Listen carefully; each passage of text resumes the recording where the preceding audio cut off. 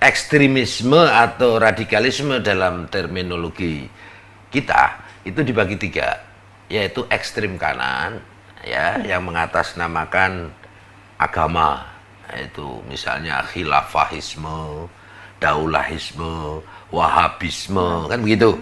Kemudian ekstrim kiri ya, yang mengatasnamakan komunisme, marxisme, leninisme, dan ekstrim lainnya, yaitu liberalisme, kapitalisme maupun sekularisme. Sering disingkat EKA, EKI, ELA, kan gitu ya. Nah, kalau kita berbicara ekstrim kiri, ya, insya Allah nggak ada masalah terkait komunisme, marxisme, dan leninisme. Kenapa? Karena kita sudah memiliki regulasi yang kuat, yaitu TAP MPRS nomor 25 Romawi tahun 1966, dan pasca reformasi dikuatkan dengan Undang-Undang nomor 27 tahun 1999.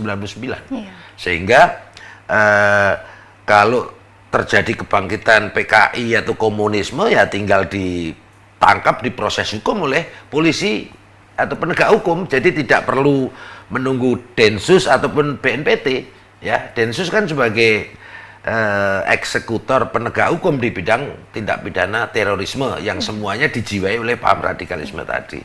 Nah, tetapi yang menonjol saat ini adalah EKA dan ELA, yaitu ekstrim kanan dan ekstrim lainnya. Liberalisme, kapitalisme, ya, yang memunculkan kesenjangan sosial, yang memunculkan oligarki, ya, hanya beberapa persen penduduk menguasai sumber daya dan lain sebagainya, memunculkan konglomerasi, memunculkan ketidakadilan sosial. Ini juga memicu bangkitnya ekstrim kanan. Ekstrim kanan ya, yang mengusung khilafah, ya kan, yang mengusung daulah atau negara agama menurut versi mereka.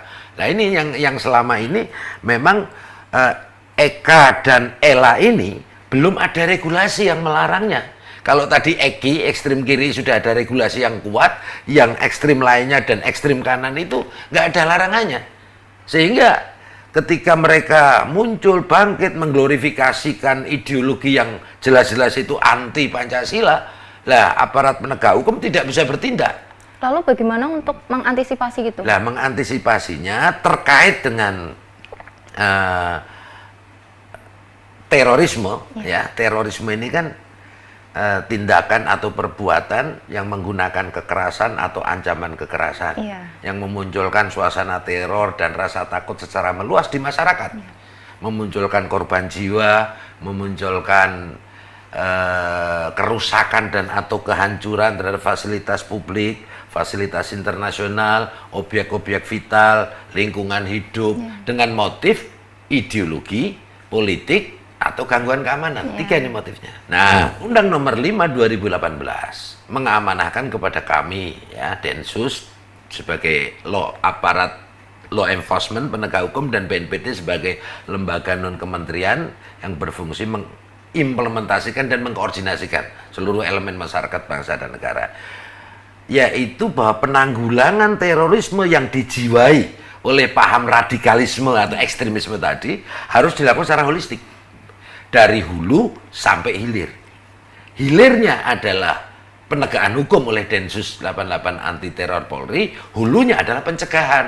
Nah, ini dilakukan oleh BNPT dengan mengkoordinasikan segenap elemen masyarakat, bangsa, dan negara melalui strategi 3. Pertama, kesiapsiagaan nasional.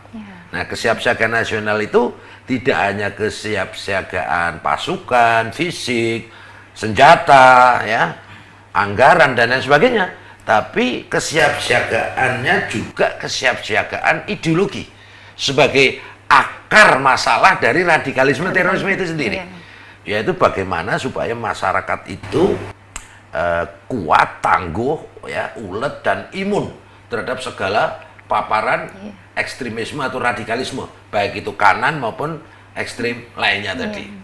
Yang pertama. Yang kedua, juga dengan strategi kontraradikalisasi. baik itu kontra narasi, kontra propaganda maupun kontra ideologi, terutama di dunia maya. Karena pemaparan radikalisasi atau radikalisme ekstremisme ini kan kebanyakan melalui dunia maya. Makanya hasil survei di tahun 2019, konten-konten keagamaan, nah ini ekstrim kanan ini kan, konten-konten keagamaan yang intoleran dan radikal itu mendominasi sekitar 67% lebih ya di dunia maya. Dan ini menyasar ke banyak generasi, terutama generasi Z dan generasi milenial. Nah, generasi Z ini umur 14 sampai 19 tahun. Generasi milenial ini umur 20 sampai 39 tahun. Nah, kalau kayak Bapak ini udah generasi kolonial. Jadi kolonial ya. Jadi udah di atas 50 ya. Nah, itu yang kedua. Kemudian yang ketiga, bagi mereka yang sudah terpapar akut, sudah masuk ke jaringan teror ya, mereka sudah radikal dan sudah bergabung ke jaringan teror yang masuk dalam list DTTOT, Daftar Terduga Terorisme dan Organisasi Terorisme, misalnya Jamaah Islamiyah, Jamaah Ansarud Daulah, Jamaah Ansarud Khilafah, Jamaah Ansarud Tauhid, ya, dan lain sebagainya. Maka ketika unsur-unsur tindak pidana terornya sudah terbukti, sudah memenuhi, maka Densus 88 anti teror, Polri di bawah koordinasi BNPT melakukan upaya yang namanya preventive justice, melakukan tindakan penangkapan untuk selanjutnya diproses hukum. Nah, begitu sudah menjadi tersangka, ya kan, menjadi terdakwa, menjadi terpidana, ya, maka dilakukan deradikalisasi. Deradikalisasi itu apa? Yaitu upaya atau proses pengembalian mereka yang terpapar paham radikal supaya moderat, minimal mengurangi kadar terpaparannya. Ini yang harus yang kami lakukan, dan tentunya ini dilakukan tidak hanya oleh BNPT, Densus dan lain sebagainya, tetapi harus melibatkan seluruh elemen masyarakat bangsa dan negara.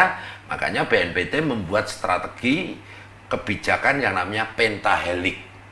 Pentahelik itu melibatkan multi pihak, ya, 5 pihak besar ya, pihak pemerintah yaitu kementerian, lembaga dan Pemda, pihak masyarakat. Ya, ada komunitas masyarakat termasuk ormas keagamaan seperti LPOI, Lembaga Persahabatan Ormas Islam, LPOK, Lembaga Persahabatan Ormas Keagamaan, dan seluruh ulama seluruh agama. Kemudian juga melibatkan aktivis dunia maya. Nah, itu kan bagian komunitas masyarakat, membentuk duta damai ya, di dunia maya. Kita juga membentuk santri keren, itu kapan hari di ini, dan nanti akan menyebar ke beberapa provinsi. Kemudian kita juga para aktivis budaya, seni dan lain sebagainya kita libatkan. Kenapa? Kelompok radikal teroris ini kan anti budaya dan anti seni, ya, dan anti kearifan lokal. Makanya kita kenalkan hal-hal seperti itu supaya mencintai budaya, mencintai seni, terutama kearifan lokal bangsa Indonesia. Kemudian yang ketiga, melibatkan sivitas akademika, ya, lembaga pendidikan, kampus, ya, forum rektor, ya, dan lain sebagainya kita libatkan. Yang keempat tentunya melibatkan media, karena media ini kan sangat vital di dalam menjadi pintu masuk maupun pintu keluar radikalisasi itu sendiri, ya kan? Baik itu media cetak, media mainstream, ya, maupun media online, ya, dunia maya. Kemudian yang kelima, pengusaha, baik itu pengusaha yang tergabung dalam BUMN maupun swasta. Nah, pentahelik inilah yang selalu kami gelurakan, ya. Kemudian kita juga ada FKPT, Forum Koordinasi Pencegahan Terorisme, di 34 provinsi. 34 provinsi. Ya, itu melakukan 5 kegiatan dalam 1 tahun. Kegiatan pertama di bidang agama, sosial budaya, kegiatan kedua di bidang pemberdayaan perempuan dan anak, yang ketiga di bidang pemuda dan pendidikan, yang keempat di bidang media, dan yang kelima riset dan penelitian. Ini harus dikaji karena dinamis, ya kan? Dan yang harus dicatat, ya, kalau kita bicara radikalisme yang menjiwai semua aksi terorisme tadi, baik itu radikalisme kanan, kiri ataupun yang lainnya. Ini kan begini, adalah paham atau ideologi yang menginginkan perubahan secara drastis atau redik, mengakar, mendasar, ya, terhadap tatanan sosial politik yang sudah mapan, yang sudah menjadi konsensus dalam konteks Indonesia ya. Mereka ingin merubah konsensus nasional, yaitu Pancasila, Bhinneka Tunggal Ika, NKRI, UUD 45. Ini karena akan dirubah. Nah ini yang harus kita antisipasi karena ini menjadi konsensus nasional. Nah seperti itu.